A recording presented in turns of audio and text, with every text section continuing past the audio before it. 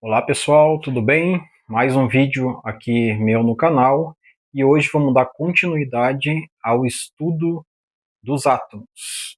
Na aula passada ou no vídeo que está disponível aí no canal, que foi postado recentemente, a gente falou basicamente sobre a história do átomo e fizemos aí um caminho ao longo da história de como que o átomo foi descoberto, passando desde a ideia de átomo dos gregos, passando por Dalton, Thomson, Rutherford e Bohr. Agora a gente vai falar um pouquinho sobre o estudo de como que hoje se entende o átomo e como que ele se caracteriza e como que ele se classifica. Então, para começar, vamos falar aqui da pergunta, uma pergunta que é muito importante quando a gente fala de átomo, que é: os átomos são todos iguais? E aí, o que você acha? Bom, na natureza as coisas são feitas de átomos, como a gente já falou nessa aula passada, e a gente percebeu que grande parte do que está na natureza é feito de átomos diferentes, né? E o que caracteriza basicamente o que difere um átomo do outro? Principalmente as subpartículas. Então, o átomo, ele está, todos os átomos estão organizados em uma tabela, que a gente conhece como tabela periódica, que a gente vai falar numa aula mais à frente, e eles estão representados por símbolos, né? Então aqui a gente tem a representação. Nesse X aqui a gente pode ter qualquer elemento químico ou qualquer átomo, né? Pode ser o átomo de carbono, pode ser o átomo de hidrogênio e assim por diante. E a gente tem algumas representações aí que são representados também por letras, como por exemplo o Z. O que é o Z? O Z é um número atômico. E o que seria o número atômico no átomo? Né? O número atômico é basicamente o que está dentro do núcleo, mais apenas uma subpartícula que está dentro do núcleo, que é o próton.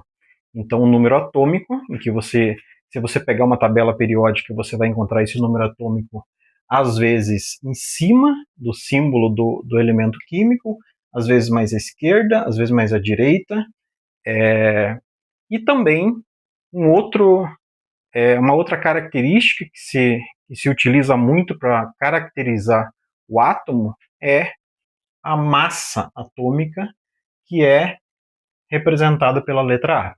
O que é a massa atômica? Massa atômica é como, se a gente trazer aqui para algo que a gente conheça um pouco mais, é como se fosse o peso do átomo. E o que se usa basicamente para pesar o átomo? Se usa basicamente as subpartículas que estão dentro do núcleo, que são os prótons e os nêutrons, que a gente já conhece, né? Então, basicamente, o que diferencia, o que difere, né? O que são os átomos são todos iguais. O que difere eles, basicamente, a característica que difere é a quantidade de subpartículas que a gente tem dentro do núcleo do átomo, que são basicamente os prótons, né? Subpartícula aí carregada positivamente, e os nêutrons, que não tem carga, né?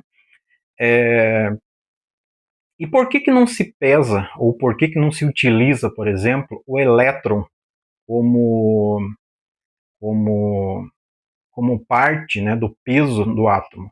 Os elétrons, eles têm uma, um peso muito, muito, muito pequeno, né? É insignificante. Por esse motivo, basicamente, os cientistas descartam o elétron para utilizar como massa. Só fazendo aqui um parênteses e relembrando aí o conceito de massa e peso. Tá? Então, a gente viu na outra aula que um conceito muito importante para a gente entender os átomos é o conceito de matéria. E matéria nada mais é do que a quantidade de átomos que a gente tem no universo, mas é tudo aquilo que ocupa lugar no espaço que a gente viu na aula passada, né? E se eu disser, por exemplo, que um corpo tem massa X, eu estou dizendo que esse corpo tem uma quantidade X de matéria no corpo dele. Mas se eu falo que o corpo tem peso de 1 quilo, 2 quilos ou coisas desse tipo, eu estou falando também de massa, porque não existe peso sem massa, mas eu estou falando de força gravitacional. Tá? Então, o peso, o corpo que possui massa, ele é atraído basicamente para aqueles corpos com mais massa, né? E através de uma força que a gente chama de gravidade, e é essa força gravitacional basicamente que dá o peso do corpo.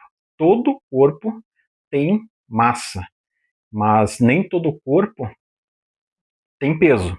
Então, por exemplo, tem o mesmo peso, né? Então, se a gente tiver, por exemplo, se uma pessoa especificamente pesa 60 quilos aqui no planeta Terra, em que a gente tem a gravidade do planeta ali em torno de 9,8, mais ou menos.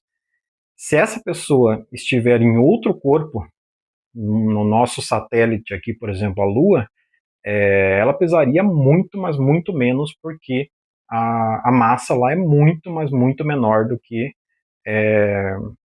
a massa aqui do nosso planeta, e a força gravitacional também seria menor. Então essa é a diferença entre peso e massa. Tá? Só para a gente fazer essa distinção e para você conseguir entender aqui o A, que é massa atômica. Então o que basicamente que a gente pesa num corpo, ou o que basicamente você pesa quando você sobe numa balança, numa farmácia, alguma coisa desse tipo. O que é pesado principalmente é o que está dentro do núcleo, que são os prótons e os nêutrons. Tá? Então, o que diferencia um átomo do outro é a quantidade de partículas que você tem em cada um dos átomos. Tem átomo que você tem uma quantidade X de próton, outro átomo você tem um pouco menos, outro átomo você tem um pouco mais, né? E a gente diz que o átomo ele é neutro quando você tem uma quantidade de próton igual à quantidade de elétron. Tá? Então, para a gente conseguir entender aí como que você identifica isso, a gente tem algumas formulazinhas aqui. Tá? Então, eu queria que vocês dessem uma olhada aqui. Número atômico, por exemplo, né? O Z, que a gente acabou de ver que normalmente acompanha aí nas tabelas periódicas o elemento químico. O número atômico, ele é a quantidade de prótons que normalmente o elemento químico tem no núcleo do átomo, né? Ele é representado pela letra Z, então o Z é igual a P, ou seja, o número atômico é igual ao número de prótons presente dentro do núcleo do átomo. E esse número atômico também é utilizado para determinar a posição daquele átomo na tabela periódica. A gente vai ter mais para frente uma aula só sobre tabela periódica e vocês vão entender, por exemplo, que o número atômico ele é utilizado lá, o número de prótons, né, do elemento é utilizado para definir a posição em que esse elemento se encontra na tabela periódica. Beleza, número atômico entendido, agora vamos para o número de massa, né, que é basicamente representado aí pela letra A. O número de massa é a quantidade de subpartículas no núcleo, ou seja, o que a gente tem no núcleo do átomo? A gente tem próton e a gente tem nêutron. Então, para você descobrir o número de massa, a gente pega o próton e soma com o nêutron. E ele também pode ser representado o A igual a Z mais N. Por que Z? O Z é um número atômico, que eu falei agora há pouco, que é igual ao número de prótons que tem dentro do núcleo. Então, o Z mais o N, né, que é o nêutron, significa que é prótons mais nêutron, dá o número de massa. Beleza, então a gente sabe, retornando aqui, a gente sabe que o número atômico é representado pela letra Z, né, a gente viu aqui. O Z é igual ao número de prótons, e o número de massa, ele é a somatória de próton mais nêutron, ou seja, a somatória daquilo que está dentro do núcleo do átomo. Mas como é que a gente faz para encontrar os nêutrons. Veja bem, vamos analisar essa formulazinha aqui, que representa aqui o número de massa. Se você tem a massa no elemento químico e você tem o número atômico, que é igual ao número de próton, basta você pegar o número de massa, diminuir, subtrair pelo número de prótons, que você vai encontrar basicamente o nêutron. Tá? Eu coloquei aqui para vocês aqui em cima, para vocês entenderem. Então, pega o número atômico, que é o número de próton, que você encontra lá na tabela periódica, subtrai pelo número de massa, e você vai ter basicamente o número de nêutron, certo? Só para efeito de curiosidade, para a gente encerrar a aula, quando a gente fala de átomo, fica muito difícil às vezes de a gente conseguir entender e dimensionar o tamanho de um átomo, né? Então, fazendo aqui um trabalho de imaginação, com algo que você entende, vamos pegar aí, se você tiver aí uma régua na tua mão, próximo de você, pegue a régua e identifique aí 1 centímetro da régua.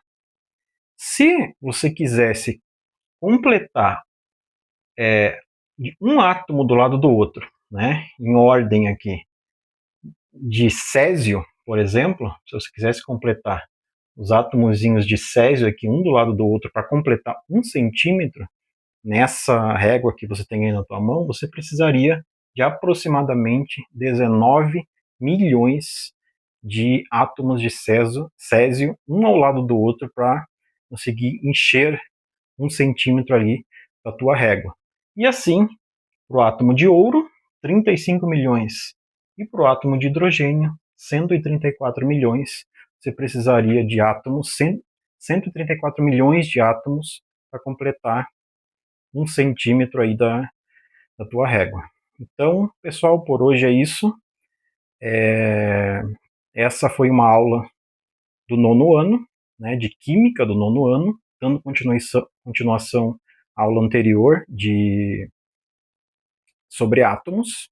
E fique ligado aí que na próxima aula a gente vai falar um pouquinho sobre distribuição eletrônica. Eu vou falar um pouquinho mais especificamente sobre elétron e como que o elétron, como que a gente faz para conseguir descobrir aonde estão os elétrons distribuídos nessa eletrosfera, nessas camadas de energia que é o modelo que a gente usa basicamente hoje, certo? Se gostou do vídeo, deixa aí uma curtida aí no vídeo, comente, se inscreva no canal que logo mais eu vou disponibilizar mais aulas aí para vocês. Até mais, um abraço a todos.